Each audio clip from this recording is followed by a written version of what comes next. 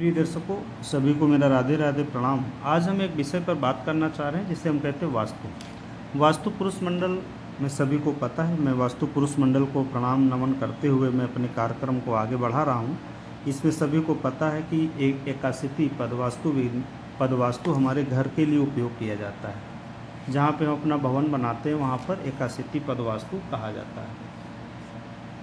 एकाशिति का मतलब होता है 9 गुणे 9 के एक स्क्वायर है। ये ज्यामितीय गुणनखंड है। 9 गुणे 9 बराबर 81। ये जो हमारे पद बने हैं, यहाँ सिखी से लेके अग्नि तक, पितृ तक और रोग तक, रोग से सिखी तक, इस तरह से एक जो हमारा ये स्क्वायर बना हुआ है, यहाँ पर 45 देवताओं का निवास है। सबसे पहले ब्रह्मा जी का हुआ है। यहाँ पे ये ब्रह्मा जी आए। ब्रह्मा जी के साथ में विष्णु भगवान भी है। इसको अधूरा न समझें, विष्णु भगवान है। तो एकाशिति पद विन्यास में इन 81 वर्गों का निर्माण हुआ। यहाँ से एक ऊर्जा बनी। ऊर्जा कब निर्मित होती है? जब ये हमारी बाल बाउंड्री 8-10 फीट छत के करीब पहुँच जाती है। तो सबसे पहले ये पद वास्तु की जो ऊर्जा है, हमारे निवास स्थान की जो लैंड की ऊर्जा है, देवी क्रिएशन है। चूँकि ब्रह्मा को क्रिएशन का देवता माना गया, यहाँ से ऊर्जा निकल के सिखी तक जाती है, आपवत्स और आप तक जाती है। ये हमारी 4 दिशाएं होती हैं। पहले पूरब, देखिए सभी को पता है। इसका एक चीज़ मैं प्राइमरी से बता दूं कि हम इस भवन का सेंटर लेते हैं। सेंटर हम 2 तरह से ले सकते हैं। एक तो यूँ करके, इधर से ऐसे करके, ठीक है, जहाँ पे पॉइंट आता है वो हमारा सेंटर होता है। दूसरा इनकी दूरी को नाप के, जैसे ये नापा और ये नापा, एक रेखा खींच दी तो हमारी वो प्लस में बन जाती है। प्लस में बनी हुई रेखा को, उसकी दाहिनी तरफ की रेखा को पूर्व कहते हैं, बाएं तरफ की रेखा को पश्चिम कहते हैं। नक्शे में हमेशा उत्तर को ऊपर देखा जाता है और दक्षिण हमेशा नीचे देखा जाता है। तो ये 4 दिशाएं बन गई। 4 दिशाओं में 4 दिशाएं डायगोनल हो गई, जो कि सपोर्टिंग जोन कहलाते हैं। तो ईस्ट बना, साउथ बना, वेस्ट बना और नॉर्थ बना। या नॉर्थ से गिन लेते हैं, north east south west, north east south west. अब इन दोनों के बीच में ये देखिए, जब प्लस बनता है, प्लस का चिन्ह हमेशा 90 डिग्री पर होता है। ये कहीं से स्वास्तिक कहीं या प्लस कहीं 90 डिग्री पर माना जाता है। तो ये दूरी यहाँ से यहाँ तक के बीच की दूरी 90 डिग्री है। सोम से लेकर सूर्य के मध्य की दूरी 90 डिग्री। अब इस 90 डिग्री में जब एक रेखा हमने डायगोनल ऐसे खींच दी तो यहाँ से 45 हो गई। कहने का मतलब हमारा 45 डिग्री का नॉर्थ ईस्ट होगा। इसी तरह से इन दोनों के बीच में 45 होगा। बढ़ता जाएगा, लेकिन ये अभी हम यही ले रहे हैं 45 और ये 45 डिग्री, ठीक है। ये 90 डिग्री पे है, 9 9 9 और 90। इस तरह से 90 डिग्री का, 90 का आधा 45। ये एक, अगर हम इसको गोल कर देते हैं, चूँकि 9 × 4 कितना हुआ? 9 × 4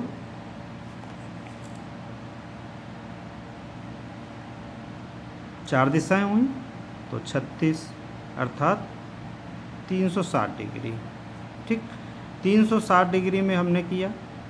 अब इसको हम चाहें 360 डिग्री में हम 8 का भाग दे देते हैं, 8 चौक 32, 320, ठीक। तो कहने का मतलब कि एक जो दिशा आती है वो 90 डिग्री की होती है, उसकी आधी दिशा हमारी 45 डिग्री की हो जाती है, डायगोनल होता है। देखिए यहाँ पर एक बात मैं और बताऊँ, जैसे हम वास्तु को देखते हैं तो ये हमारी बाल बाउंड्री हो गई, बाहर का एरिया हो गया।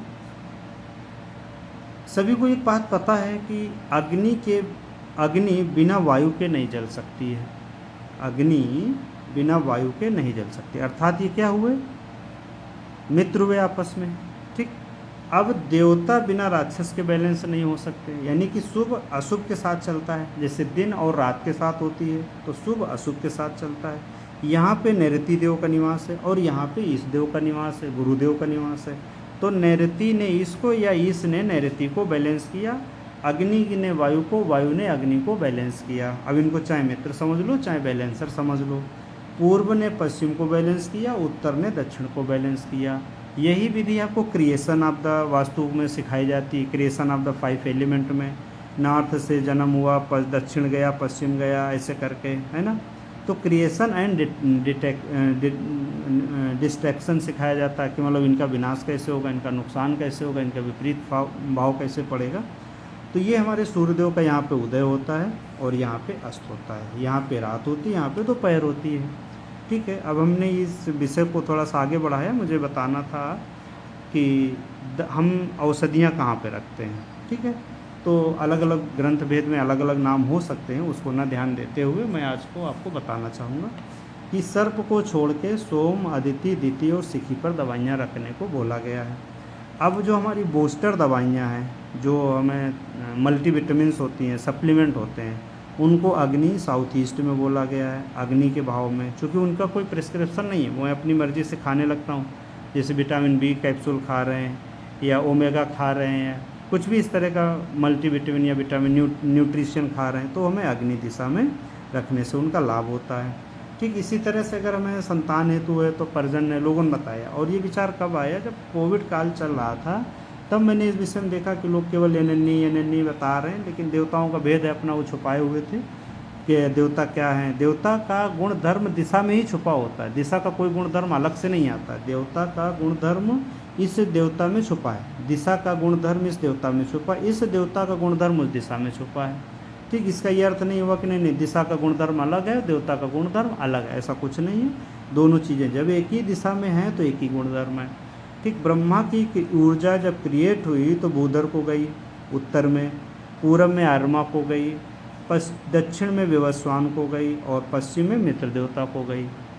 ठीक, मित्र जो पूर्व में है ब्रह्मा, पूर्व में आर्मा देव है। आर्मा के जो दिक्पाल हैं वो इंद्रदेव हैं। दिशा ग्रह कौन है, सूर्यदेव हैं। दक्षिण के ग्रह कौन है, मंगल हैं। दिक्पाल कौन है, यमदेव हैं।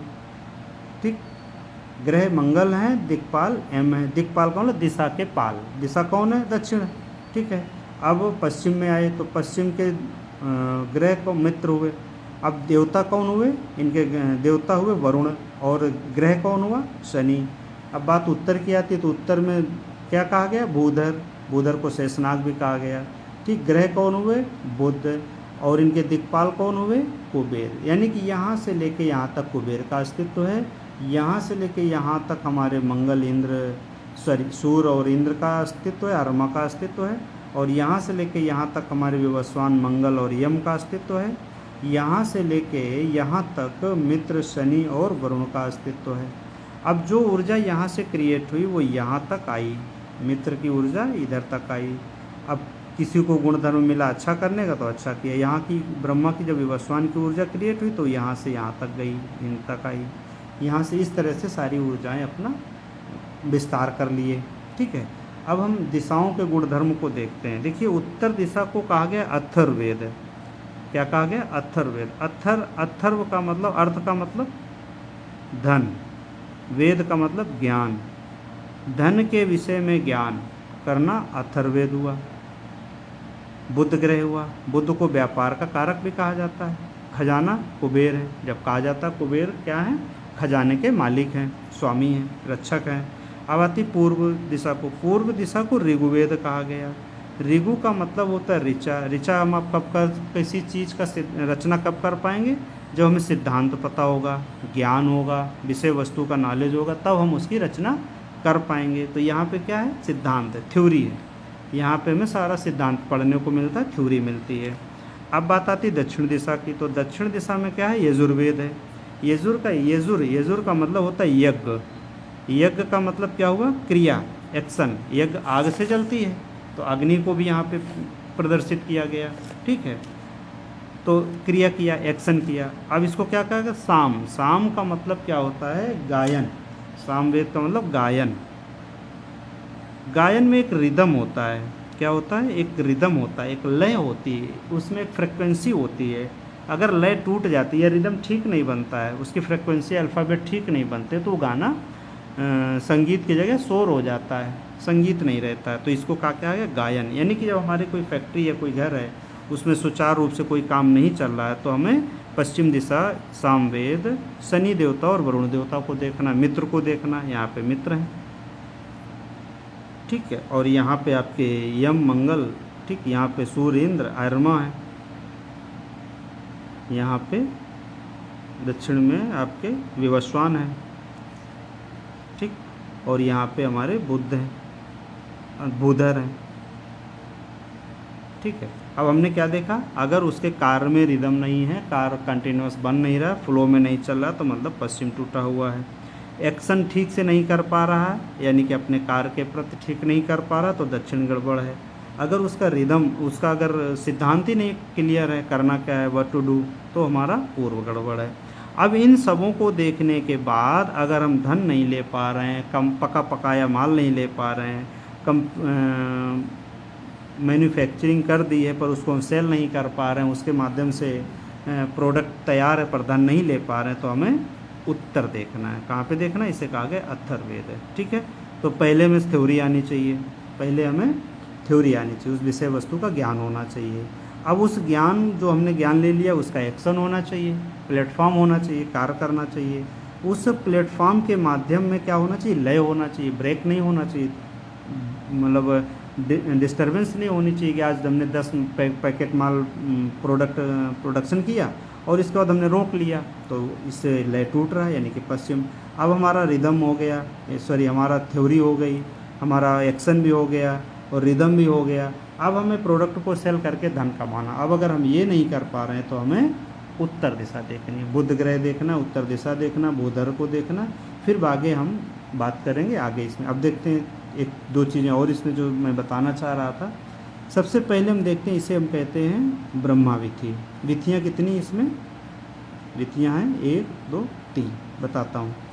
ये हमारी ब्रह्मा विधि। ब्रह्मा विधि का मतलब ये ब्रह्म का स्थान है। कितना होता है, 9 पद का होता है। कैसे देखते हैं, 1 2 3 इधर छोड़ दो, 1 2 3 इधर छोड़ दो और 3 इधर छोड़ दो, 1 2 3, 3 ऊपर से छोड़ दो, 1 2 3 छोड़ दिया। अब हमने देखा ये 9 खाने हमारे बच गए, तो ये ब्रह्मा विधि कहलाई, ठीक। अब हम देखते हैं देव विधि क्या है। ये देव विधि हमारी, देव विधि में क्या, ये सारे देवता हैं, ठीक। देव विधि को कितना मिला, 4 खाने, इसका लगभग आधा। इनको कितना मिला, 6 खाने, लगभग 1.5 गुना, 6 3 डेढ़े 6, 1 2 3 4 5 6। सूर्य सत्य, ये जो हमारी देव विधि में ये 6 पद के हो गए। सवित्रा सवित्र 4 पद के, इंद्र इंद्रजय 4 पद के, रुद्र रुद्रजय 4 पद के, आप 4 पद के। अब ये जो बाहर की विधि है, ये पैशाच विधि कहलाती है। ये बाहर आउटर मोस्ट पेरिफेरी में जो है, ये हमारी क्या कहलाई, पैशाच विधि। वैसे तो सिद्धांत ये कहता है कि पैशाच विधि में हमें भवन नहीं बनाना चाहिए, लेकिन अब आज 50 गज के मकान में हम मकान बना रहे हैं तो हमें भवन बनाना पड़ रहा है। ये हमारी पैशाच विधि हो गई जो बाहर है, ठीक है।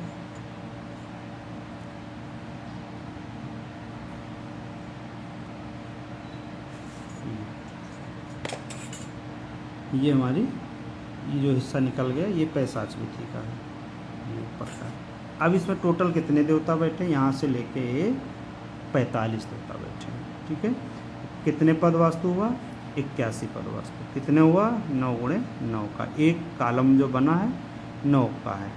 अब इससे 9 इंच मान लो, 9 फीट मान लो, कुछ भी मान लो, 9 की संख्या है, 9 9 81। एक लंबाई में, चौड़ाई में क्या किया गया, पूरे भूखंड के 8 बराबर हिस्से किए गए, तो 9 खंड बन गए। इधर पूरे हिस्से के 8 बराबर खंड किए गए, 1 2 3 4 5 6 7 8, 9 खंड बन गए। 1 2 3 4 5 6 7 8, इस तरह से हमारे 9, ये कालम निकल है।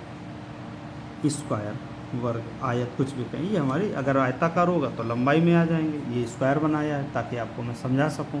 तो ये हमारे 9 कालम निकल आते हैं, इसे हम कहते हैं 81 पद विन्यास, 81 पद वास्तु। अब हम थोड़ी सी बात करते हैं वास्तु क्या है। वास्तु पूरे भवन के कंस्ट्रक्शन को, स्ट्रक्चर को हम वास्तु कहते हैं।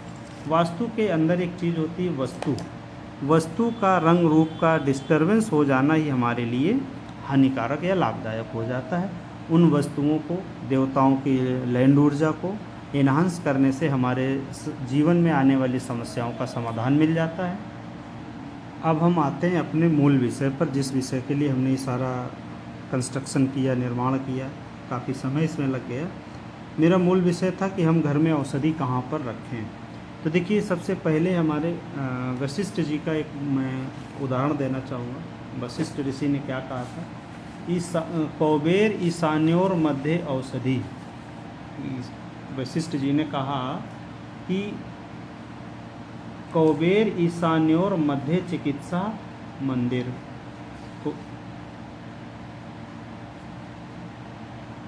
कौबेर ईशान्योर मध्य चिकित्सा मंदिर सदा, यानी कि वशिष्ठ जी ने कहा कि कौबेर यानी कि उत्तर दिशा में, ईशान्योर मध्य यानी कि सोम से पूरे इस उत्तर की दिशा में, सोम से लेके शिखी के मध्य में हमें दवाइयाँ रखनी चाहिए। सर्प को यहाँ पे नहीं लिया, इनका दोनों का मध्य क्या होगा, इस मध्य में हमें दवा रखनी चाहिए, अदिति, दिति और शिखी पर।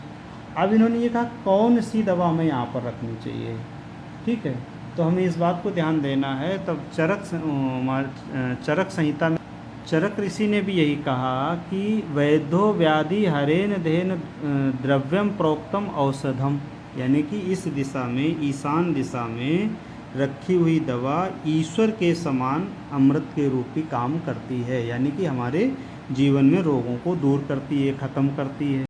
अब विश्वकर्मा ग्रंथ में क्या कहा गया, रोगाद ईशानात क्षेत्रे, यानी कि रोग से निजात पाने के लिए ईशान में हमें औषधियाँ रखनी चाहिए। सम्रांगण सूत्रधार में क्या वर्णन किया गया, दिति पद को औषधि का मुख्य स्थान बताया गया, ठीक है। उसमें कहा गया दिति अत्र उच्यते सर्वः, यानी कि औषधि रखने के लिए दिति पद को बहुत ही महत्वपूर्ण पद बताया गया। इसको समराइज करके बताते हैं। दिति पद पर वह औषधि रखें जो डॉक्टर ने आपको प्रिस्क्राइब की है, यानी कि आप किसी रोग निवारण हेतु तो डॉक्टर के पास गए हैं और उन डॉक्टर साहब ने आपको कोई दवा ली कि आपको 6 महीने चलेगी, साल भर चलेगी, 8 महीने इलाज चलेगा, तो हमें कहाँ पे रखना है, वो दिति पद पे रखना है। अब अगर हम कोई मल्टीविटामिन्स ले रहे हैं, औषधि जो स्वास्थ्यवर्धक हैं, जो न्यूट्रिशन है, वो हमें अदिति पद पे रखने से लाभ देते हैं, ठीक है। और जो रूटीन मेडिसिन है वो हमें सोम पे या शिखी पे रखने के लिए अनुमति दी जाती है। सेंटर भाग में कभी भी दवा ना रखें। सेंटर भाग में रखी हुई दवा हमारी मृत्यु का कारण बन सकती है। दूसरा, मल्टीविटामिन को अग्नि तत्व में रखने को बोला गया है। साउथ ईस्ट दिशा में अग्नि तत्व को बोला गया है, चूँकि हमारी क्या है, ऊर्जा को बूस्ट कर रहा है, ऊर्जा इनहांस कर रहा है। अब अगर हम पूरे वास्तुमंडल की बात करें कि पूरा वास्तुमंडल ये कहता है कि अगर आपका पूर्व दिशा खराब है, सूर्य की किरणें नहीं ठीक से प्रॉपर आपके घर में आ रही हैं, तो आपके अंदर घर के सदस्यों के स्वास्थ्य में गड़बड़ी बनी रहेगी। तो सबसे पहले हम दवाइयों रखने की बात बाद में करें, सबसे पहले हमें ये बात करनी है कि पूर्व दिशा को साफ करें, वेंटिलेशन रखें, हवा का आदान प्रदान होता रहे, कार्बन डाइऑक्साइड बाहर जाती रहे, ऑक्सीजन अंदर आती रहे, ऐसा कुछ प्रबंध करें। सूर्य की किरणों में हम टहलने जाएं, सुबह व्यायाम करें, एक्सरसाइज करें, सुबह हम मॉर्निंग वॉक पे निकलें, सूर्य की रोशनी में हम आएँ। अब हमें इसके बाद भी अगर स्वास्थ्य गड़बड़ होता है तो किस तरह के स्वास्थ्य में गड़बड़ी उसका ध्यान रखें। प्रेस्क्राइब की हुई दवा दिति पे रखें, मल्टीविटामिन दवा अदिति पे रखें, रूटीन की दवा अदिति और दिति शिखी पे कहीं पे भी रख सकते हैं। ब्रह्म स्थान में कोई भी मेडिसिन ना रखें, ये मृत्यु का कारण बन सकती है। बूस्टिंग वाली दवाइयाँ, स्वास्थ्यवर्धक औषधियाँ, न्यूट्रिशन, मल्टीविटामिन्स, वो हमें अग्नि दिशा में रखने हैं, क्योंकि हमें अपनी बॉडी की अग्नि को बढ़ाना है, ठीक है। North west, north east, north west में हमें दवा नहीं रखनी चाहिए। नॉर्थ वेस्ट में अगर कोई दवा रखी है तो वह दवा हमारे घर से ख़त्म नहीं होगी। प्रिस्क्राइब की हुई दवा कभी भी साउथ ईस्ट या अग्नि के स्थान पर ना रखें, अन्यथा वह हमें नुकसान करेगी। और दवाइयों के बोझ को अगर कम करना है तो हमें दवाइयों को बंद बॉक्स में रखना है या ढक कर रखना है, हमें उन पर नज़र नहीं जाते रहना चाहिए, बार बार हमें दवा नहीं दिखनी चाहिए, ठीक है। अब बहुत सी चीज़ें ऐसी हैं कि जो हमारे अलग अलग स्वभाव में आ जाती हैं, अलग अलग प्रभाव में आ जाती हैं, तो उनको भी हमें ध्यान रखना चाहिए। जैसे हम अपने स्वास्थ्य को ध्यान रखें, फिट रहने की कोशिश करें, ठीक है, समय पर भोजन लें और व्यायाम के लिए जाएं, एक्सरसाइज के लिए जाएं, सूर्य की रोशनी हमारे घर में आए, वेंटिलेशन ऐसा प्रबंध करें। इस तरह से भी हम अपने स्वास्थ्य को सुधार सकते। दवाइयाँ कोई अच्छी बात नहीं, दवाइयाँ हमारे लिए एक तरीके से सर दर्द होती, दवा को कम से कम लेने का कोशिश करने के लिए हमें सूर्य की किरणों में जाना चाहिए, घर में प्रॉपर वेंटिलेशन होना चाहिए। जब हमारे घर की इस तरह की व्यवस्था हो जाती है तो हम स्वास्थ्य में सुधार अपने आप आने लगता है। व्यायाम है, एक्सरसाइज है, मेडिटेशन है, इनको हमें करते रहना चाहिए। सभी वशिष्ठ जी, विश्वकर्मा जी ने सम्रांगण सूत्रधार चरक संहिता में दवाइयों को साउथ वेस्ट में रखने से पूरी तरह से मना किया गया है। दूसरा, ब्रह्म स्थान में दवा रखने से पूरी तरह से मना किया गया है। अब मल्टीविटामिन यहाँ पे बताई गई हैं, प्रिस्क्राइब दवाइयाँ यहाँ पे बताई गई हैं, रूटीन दवाइयाँ भी रख सकते हैं और मल्टीविटामिन भी हम यहाँ पर रख सकते हैं। ठीक है। दूसरा कंडीशन है कि दवा को ढक के रखें, जाके हमें उस पर बार बार नज़र ना आए। ऐसा कुछ सिद्धांत में कहना है कि जिस चीज़ पे हमारी नज़र बार बार जाती है उसकी ऊर्जा बढ़ जाती है। तो यानी कि दवाइयों की जो ऊर्जा बढ़ती जाएगी तो वो हमारे लिए लाभदायक नहीं होंगी, हानिकारक होने लग जाएंगी। ठीक है, इस बात का ध्यान रखें। तो हमें क्या करना है, इन चीज़ों का ध्यान रखते हुए, हमें वास्तुमंडल को ध्यान रखते हुए, हमें अपने दैनिक दिनचर्या को ध्यान रखते हुए, अपने रूटीन कर्तव्यों का ध्यान रखते हुए सबसे पहले मेरा मानना है कि सूर्य दिशा को सही रखें, पूर्व दिशा को सही रखें, ज्योतिष में या कुंडली में अपने सूर्य को प्रणाम करें, देखें कि सूर्य नीच का है, गड़बड़ है तो सूर्यदेव को जल दें, प्रणाम करें, सूर्य की उपासना पूजा करें, जिससे कि हम निरोगी रह सकें। अब अगर रोग हो जाता है तो हम इन चीज़ों का ध्यान रखें, लेकिन रोग को दूर करने के लिए वास्तु के साथ साथ हमारा ज्योतिष भी बहुत महत्वपूर्ण काम करता है। हमें मंत्र पूजा, उपासना, फिर हमें दवाइयों के डॉक्टर से भी हमें मशवरे लेते रहना चाहिए, क्योंकि आज आधुनिक युग में डॉक्टरों की भी आवश्यकता पड़ रही है। सभी को मेरा राधे राधे। इसको समझें, देखें, जानें।